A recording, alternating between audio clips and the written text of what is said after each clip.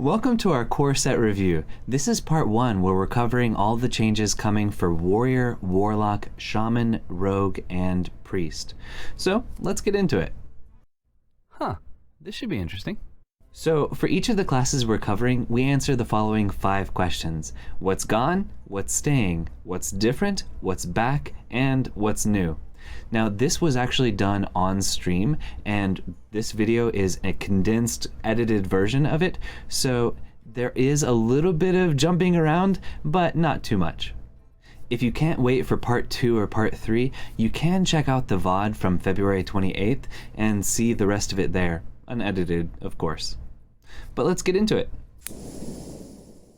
So for Warrior, there are a fair number of cards rotating out, and Warrior is losing a fair number of their burst tools, such as Inner Rage, Korkron Elite, and Mortal Strike.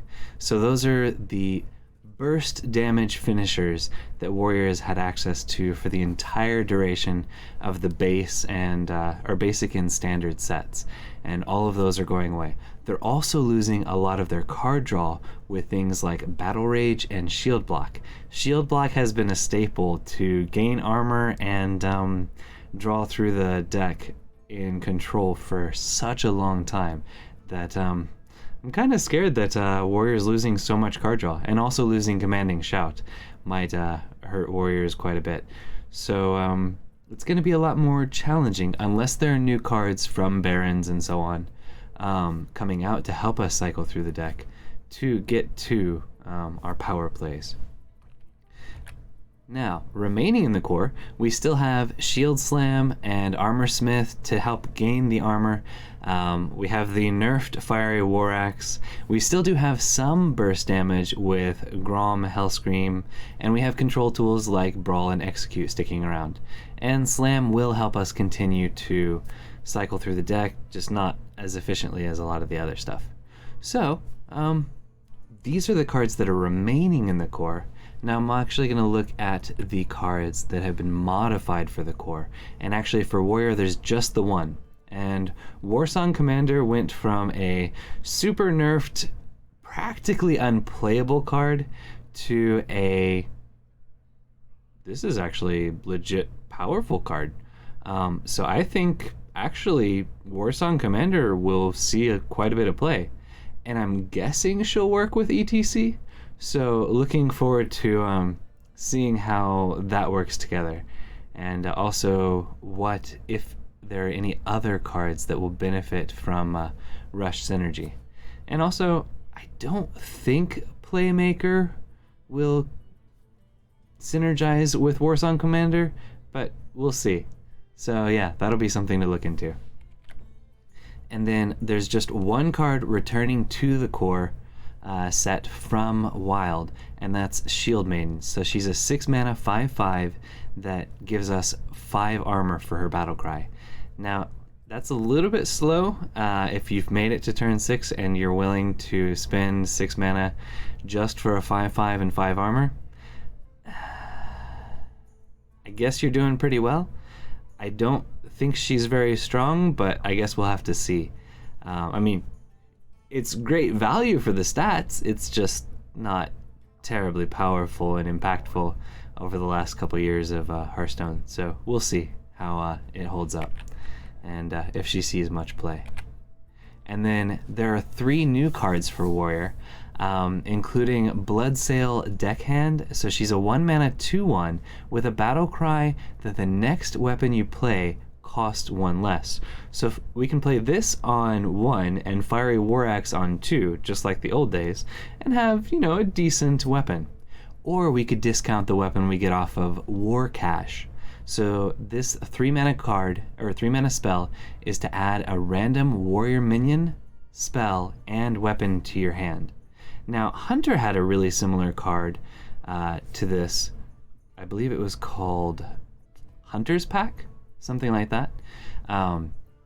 And Hunter didn't really get much use out of that. It didn't work very well, but Warrior tends to be stronger with the grind out gameplay, and so War Cache might give us enough value to keep going, and might actually make the cut in some of the slower control style of warriors that aren't trying to like drop massive minions. We do lose from big warrior, we lose Dimensional Ripper, but we still have commencement.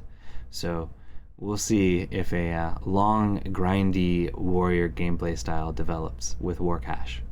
And then the last one is Warsong Outrider.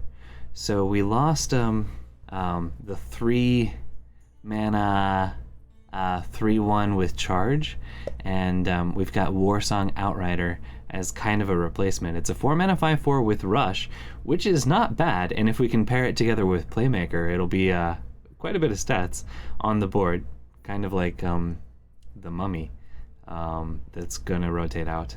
So that'll be pretty nice to have, but I'm not sure. Depends on whether or not we want to play a bunch of decks with Warsong Commander, or if we want minions that already start with Rush. So we'll see how these play out. But yeah, that's the Warrior review. Next up is Warlock, and Warlock is losing quite a few cards. So Sack Pact to take out the or gain 5 health with demons, including demons that are vital to Zoo like Voidwalker, and actually Soulfire is also rotating out, so Zoo is taking a big hit in their early game. And then also our meme decks that might use Summoning Portal and things like that are taking a hit, since Demons feels bad for the Envoy Rustwix decks we've been playing to lose that, because Envoy Rustwix obviously is sticking around, but we won't be able to tutor him out. Hopefully we can still discount him with free admission, but we'll see. And actually not too much else. Shadowflame occasionally saw play, but the rest of the cards that are rotating out haven't seen too much play lately. Now there are 5 cards that are sticking around in the core as they are, and that's Flame Imp, Mortal Coil, Hellfire, Dread Infernal, and Twisting Nether. So Twisting Nether, control, okay, so control Warlock is still going. Flame Imp, powerful, turn 1 play, so maybe Zoo will still be around. Mortal Coil help us cycle through the deck. We are losing the quest for Warlock from Uldum, so that's not going to be around any longer. But yeah, we'll see. And so let's go on to Warlock modified for the core. And so Warlock has several cards that are getting a big adjustment. Now, in this modified for core, I'm also including cards that have come back from Wild and have been modified in order to join the core set. So cards like Drain Soul that are improving their lifesteal damage to go from 2 damage to 3 damage is actually rotating back. I believe it was from probably Knights of the Frozen Throne. And so that's coming back to the core set. Going to be a great tool for helping Warlocks survive. We're losing, I believe, Aranasi Broodmothers and the plot twist synergy there, but we will still have the Soul Fragment package going on. Also, Void Terror is increasing to 4 health from 3. I still don't think that's going to see much play, but we'll see. Maybe.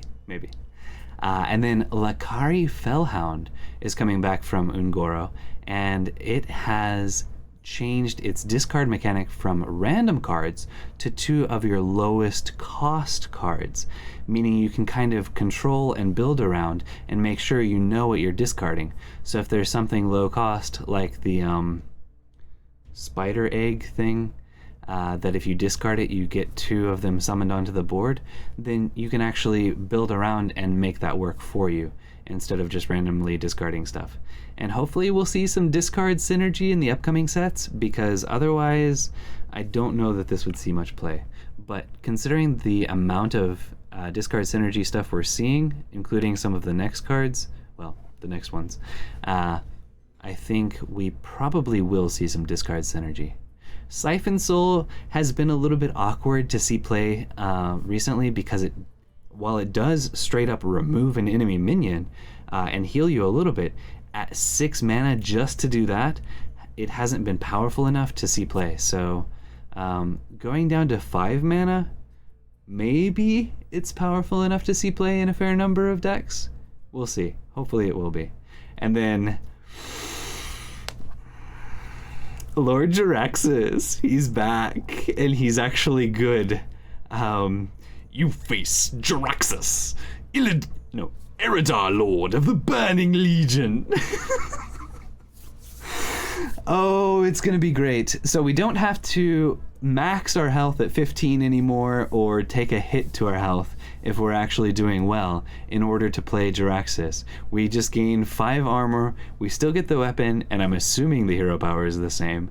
And so Jiraxis is actually really good as a hero card, and looking forward to playing him. Now we might actually do a saying farewell to old form of Jiraxis and try summoning him onto the board as a 315 minion before this change happens. We'll see if we can stick that on the docket for next weekend. But yeah, it's pretty cool. Yeah, he's kind of like a Death Knight, so I'm looking forward to it. It'll be fun. Okay. And then last for Warlock, not last for Warlock. We've got 3 cards that are returning to the core set from previous expansions, including Possessed Villager, which is a nice sticky 1-mana 1/1, maybe to replace Voidwalker, we'll see. And then we've got Tiny Knight of Evil, another discard synergy card, making me think surely there's going to be some discard synergy in the upcoming sets, I hope.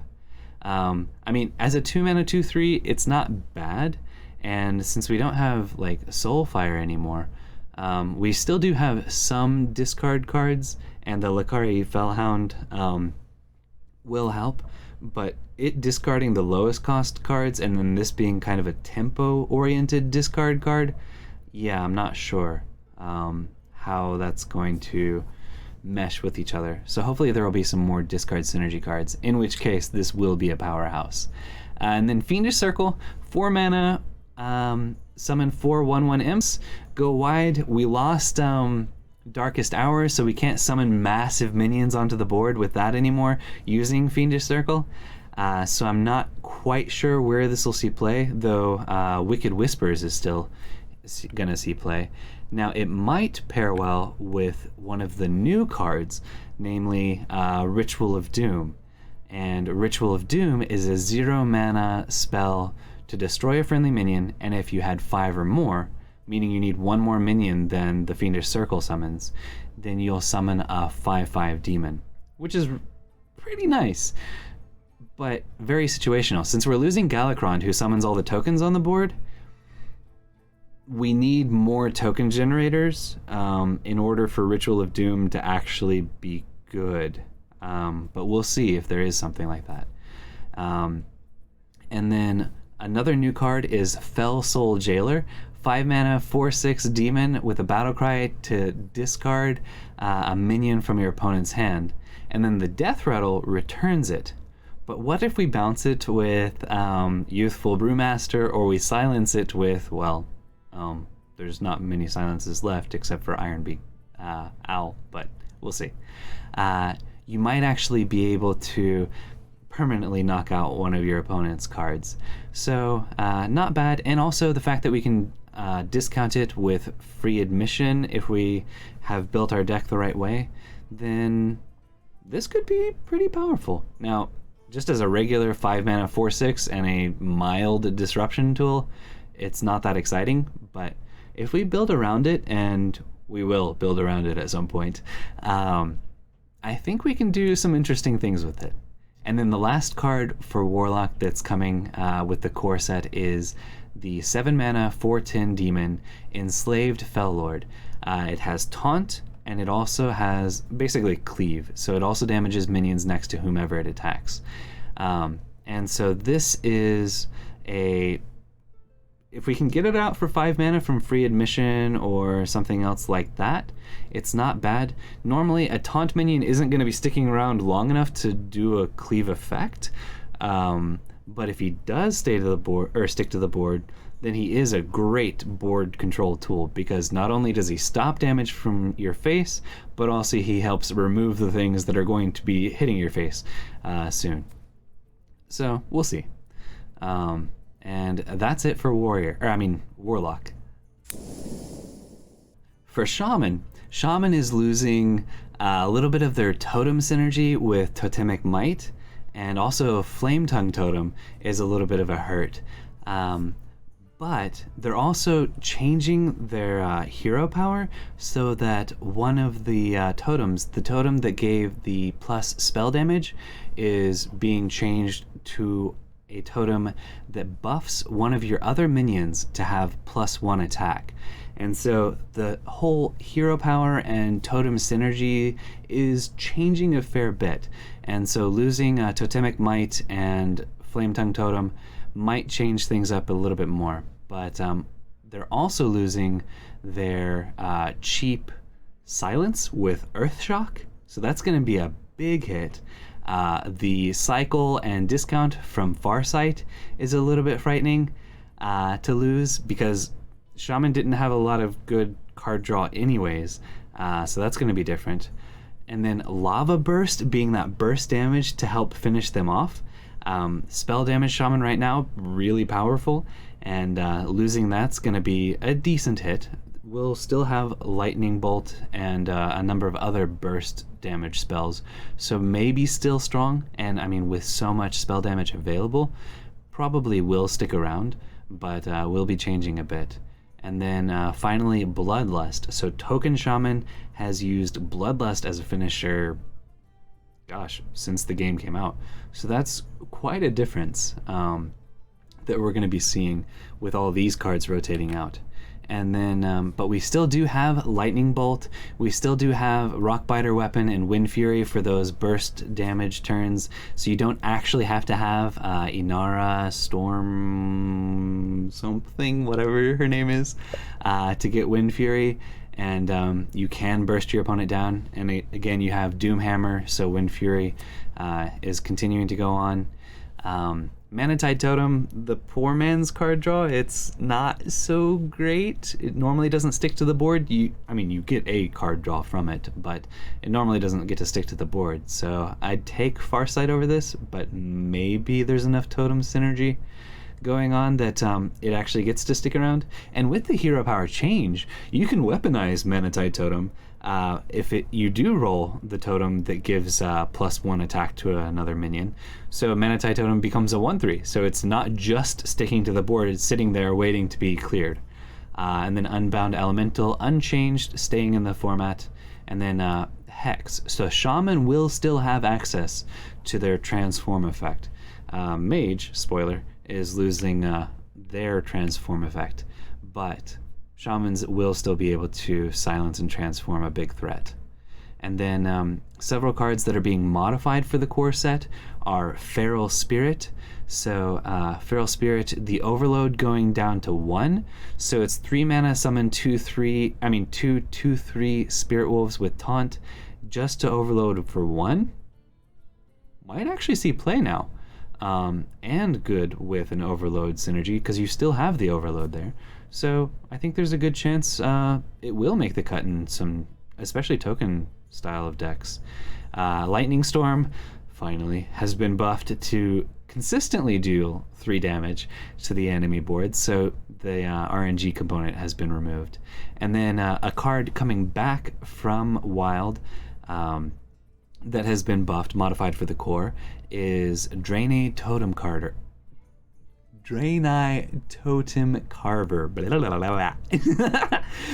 And she's gained 1 health, so we'll see how powerful she is, and if Totem Shamans build with her. We'll see. Also coming back is Tidal Surge, and it's been changed to Lifesteal. Deal 4 damage to a minion, which means you can actually heal for more than 4. With the original version of Tidal Surge, you could only restore 4 health to your hero. But with Lifesteal, big difference is that with spell damage, you can actually gain more health from Tidal Surge, but also if you hit something with a Divine Shield, you won't gain any health, whereas the old Tidal Surge would guarantee that you would restore 4 health in that case. So a little bit different, but I think it's more of a buff than a nerf. And then Earth Elemental has also been changed. to only overload for 2. So 5 mana, 7/8 taunt, overload for 2. Maybe sees play now, hopefully. And then Fire Elemental has also been buffed to deal 4 damage instead of just 3 damage. So that's a lot more powerful. And actually, Shaman has one more card that has been buffed. Whether it matters or not, maybe you get to break through, or he gets to stick to the board because of this 1 extra health. Probably not. But he has been buffed. Just, yeah, I don't know how relevant that's going to be, but there's a chance because of this 1 extra health he gets to stick around and get you 6 more damage or more. Maybe Rockbiter weapon him. And then there's just one more card returning from Wild, and that's Menacing Nimbus.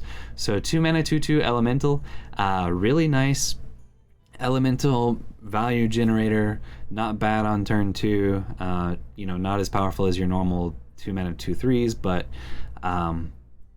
in a little bit more slow, a little bit longer game Shaman style of play, yeah. Or maybe you get another couple tokens to evolve, because that will still be around. So we'll see. And then last, the new to the core, there's only one new Shaman card, and that is Novice Zapper. So 1 mana 3/2 with spell damage +1, overload 1. That's a really good 1-drop. Has overload synergies. It's high pressure for a turn 1. It will lock out, hero power on turn 2, but totally worth it. So you've got some real pressure you can drop on the board right away. So Novice Zapper, I'm pretty sure is going to make the cut in a lot of decks. Not sure quite what we can do.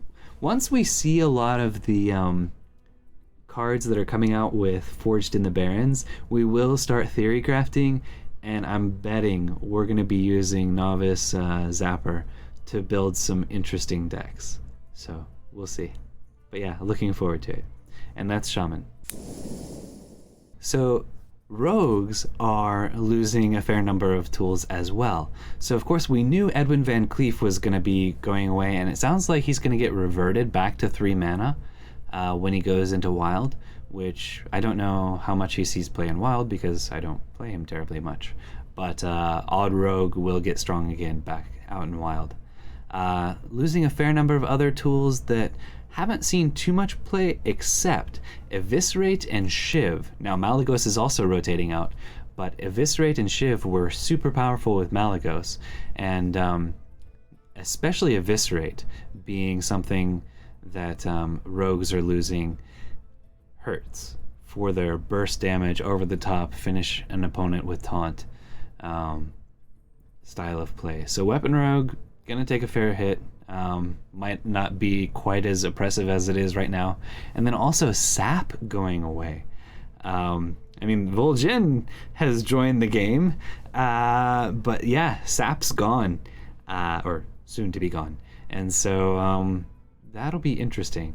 And then a bunch of other cards that almost never saw play. We played around with Master of Disguise and some cards like that. Pilfer, of course, but Quest Rogue is rotating as well, so not quite as important. Now, we do still have a lot of the powerful cards for Rogue. Early control tools like Backstab, Combo Card, Preparation, Shadow Step get us some extra value. Jandis Barov is still in Standard, so no worries on that. Deadly Poison sticking around, and actually even better with one of the modified cards we'll look at here in a second. Sinister Strike, a little bit of burst damage finisher still sticking around.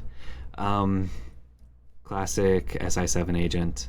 And then Cold Blood hasn't seen too much play lately, but on stealth minions it's burst damage, so maybe Weapon Rogue throws in Cold Bloods here shortly. We'll see. Now, coming back to Standard from Wild, with a little bit of an adjustment, is a Swashbuckler. So he used to add a random card to your hand from your opponent's class. Now he'll add it from another class. which means that if you're facing a rogue, if you have something that cares about cards from other classes, again, we're losing Quest Rogue. No! But if you have something that cares about cards from other classes in your hand, then Swashbuckler will be better, even if you're facing a rogue. And also, it's a 1 mana 1/1 that gets you really nice value. It's a great turn 1 play, period. Patient Assassin, 2 mana 1/2 stealth poisonous. The 1 health means it's, not weak to, I think Whirlwind's still in standard. So some of the board clears that could get rid of him before, but I mean, he's a stealth poisonous minion. So that was the only case that it mattered, and yeah, no, he's probably not going to see play still. Assassinate, however, goes to 4 mana, so maybe it gets included in some decks, especially if there are some really big threatening minions. If Paladin continues to take over with massive minions and Blessing of Authority, all that kind of stuff, then maybe Assassinate makes the cut as a decent tech card. And then Assassin's Blade is seeing a major change. So it's going down by a mana. It is losing an attack, but it's gaining durability, which makes it even better with the poison, deadly poison that is staying in standard. So Assassin's Blade is going to be a playable card.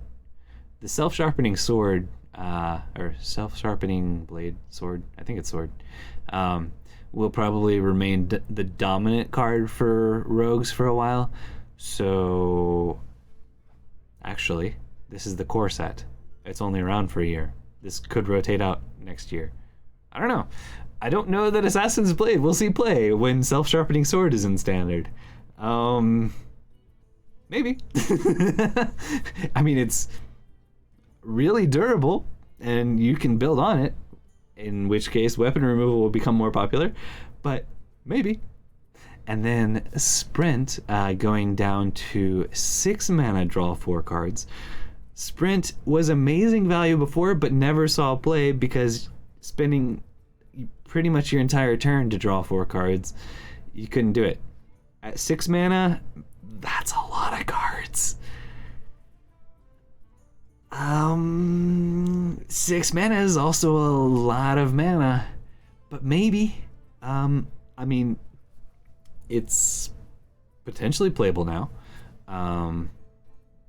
It's still 6 mana just to draw 4 cards.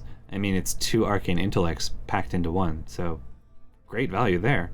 If you can afford to spend still almost an entire turn drawing cards at that late in the game. But I think Sprint will make the cut in some combo control decks that we're probably going to be playing. We'll see. And then cards that are returning to the core set that haven't been modified, so they're coming back as they were, are Bladed Cultist, 1 mana 1/2 combo, gain +1/+1. Not bad. Obviously, you're not really wanting to play it on turn 1, unless you've got Backstab or something to pair with it. And then Plague Scientist is coming back. Now, one of the cards that's rotating out that got added into the core and classic set was this Plague Bringer. Battle Cry, give a friendly minion poisonous, straight up, 4 mana 3/3. And it pretty much never saw play. So Plague Scientist, 1 mana cheaper, 1 attack less, and with the combo requirement. Since the other card didn't really see play, I don't know that Plague Scientist is likely to see play.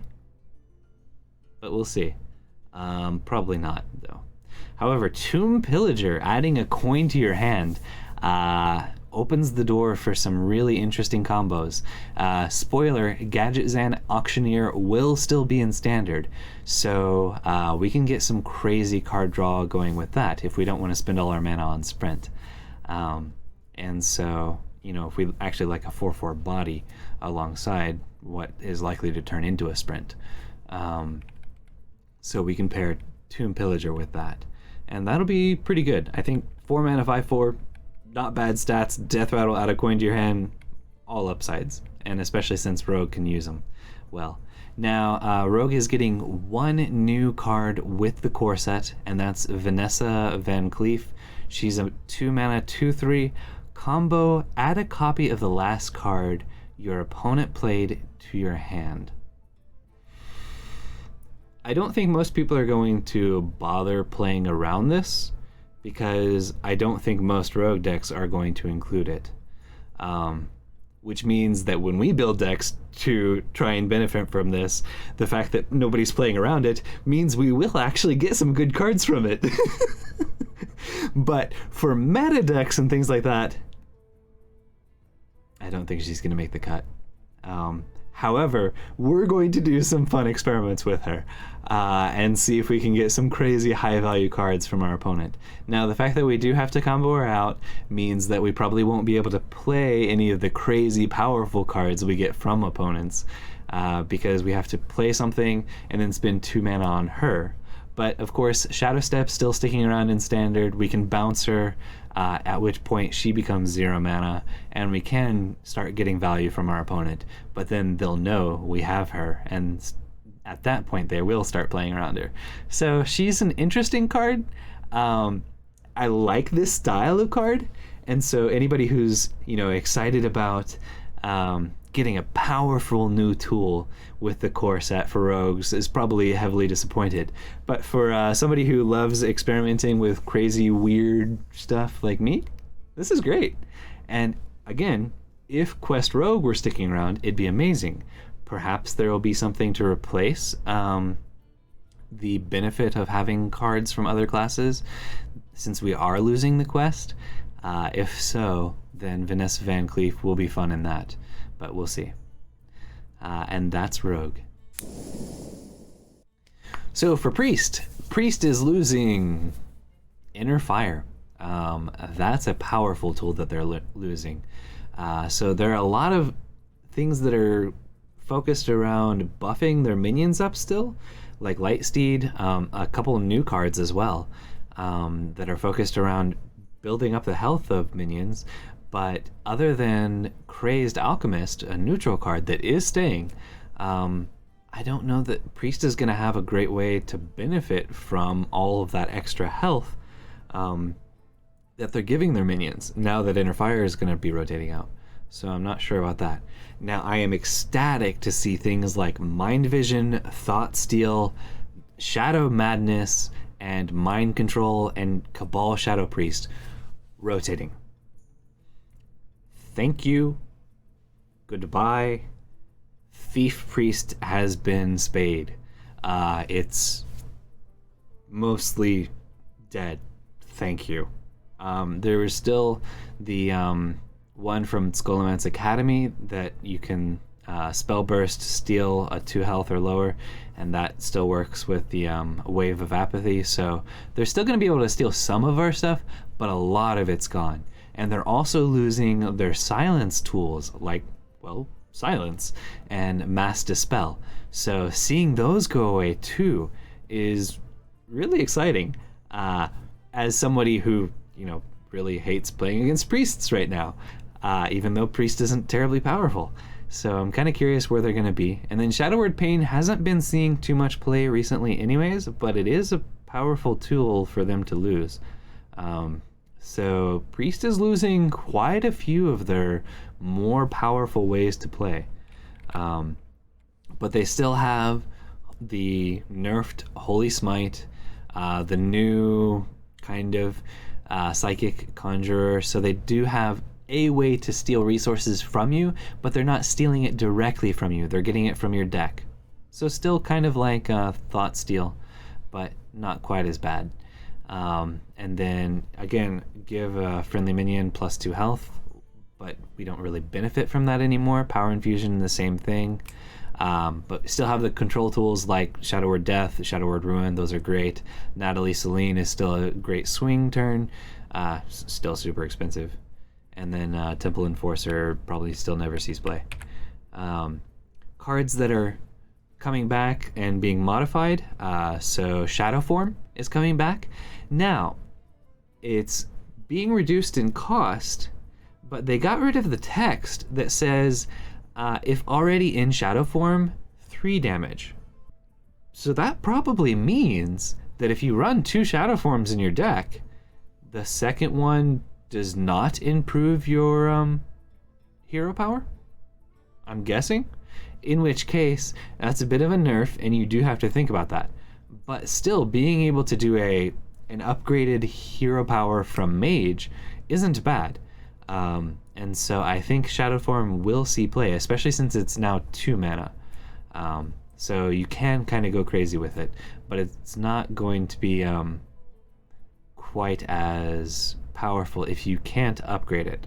Now, you might still choose to run 2 copies if you really want your upgraded hero power and you're afraid that it'll be stuck at the bottom, but probably not. I don't imagine people who run Shadow Form will be running both copies if the second one does not improve it, but we'll see.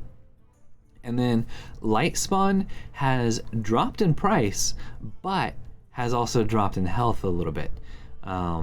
And so Lightspawn never saw play right now. However, with the health buffs, this is one of the ones that doesn't need Inner Fire to actually benefit from all the health buffs. So maybe it sees play? We'll see, we'll see. And then something else coming back to standard is Flash Heal.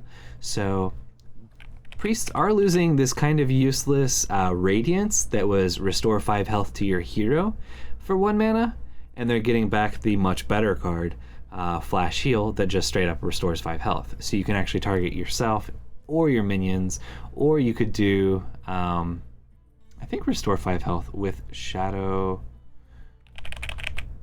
Now, is Shadow? No, she already rotated out. The transform your healing spells into damage spells has rotated out. So Flash Heal probably isn't doing damage to the opponent. Yeah, no. And there aren't any new cards. Unless something is printed with the Barons to change your healing to damage. You're primarily using Flash Heal on yourself. Or your minions, but the flexibility to use it on a minion instead of just your face makes it so much better than Radiance. And then there are 4 new cards coming for Priest with the core set, and those are Crimson Clergy, 1 mana 1/3, not bad, and then after a friendly character is healed, gain +1 attack. So Northshire Cleric has been revived, but instead of card draw, you get a slightly more powerful minion sticking to the board. It could be a problematic card to remove, especially if it does go up in healing. So they play it out on turn 1, you don't have enough power to remove it, they heal it back up and continue buffing it, and it becomes a very slowly building power play. Now, the fact that this is after a friendly character is healed, together with Holy Nova or something like that, this can gain like 6 attack in a single turn for some serious burst damage. But do note that Pyromancer and Holy or Circle of Healing are rotating out, so you can't do anything absolutely broken with Crimson Clergy. But we'll see. This guy probably will see some play in a more, I'm saying this and I'm thinking, tempo style of Priest. If that develops, then yes, he will see play. That really hasn't been a strong, viable archetype until now, but maybe it will be. We'll see. And then next up is Focused Will, a 1 mana spell to silence a minion and then give it +3 health. That's great. There are actually a couple cards coming back that have really big stats that don't actually, or they can't attack. Like Humongous Razor Leaf is coming back for neutral, and it can't attack, but it has huge stats. You could silence that and give it even more health. You can't Inner Fire it, so I'm still not sure, but you can Crazy Alchemist it. So we'll see. But Focused Will, pretty strong on a minion that you don't care about its text, and you just want to build it up. And then Thrive in the Shadows, you discover not a copy of a spell, but an actual spell from your deck. So it does thin your deck. It's not as good as Shadow Visions, but it's still a way to cycle through your deck and maybe discover the specific combo piece you're looking for. So probably sees play in more combo styles of Priest. And then the last one is Shadowed Spirit, a 3-mana 4/3 with a Death Rattle to deal 3 damage to the enemy hero. So we're seeing a little bit of a Shadow Priest style of play coming back. And honestly, a 3-mana 4/3 is not bad stats, and with that Death Rattle, pretty good. And there's still like Luminance, Gift of Luminance, and some other copy cards that are going to be around still. So if the opponent can't clear this, or we have enough mana, we can actually set it up to where we can do some serious damage to the enemy hero over the top with Death Rattles. Might be interesting. Now the Divine Shield you get from Gift of Luminance makes it harder to kill off, but still, you can pressure the opponent, and there aren't many silences. So yeah, I'm seeing something coming together with that. That'll be fun. But that's Priest. And that's it this time. I hope you found this helpful. If you did, be sure to tap that like button, smash that subscribe button, and share your thoughts in the comments below. Part 2 is coming soon, but if you can't wait, feel free to check out the VOD from February 28th over at twitch.tv/SSAlchemist. We currently stream over there on Saturdays and Sundays. And remember, you're awesome. Thank you for watching, and have an awesome day.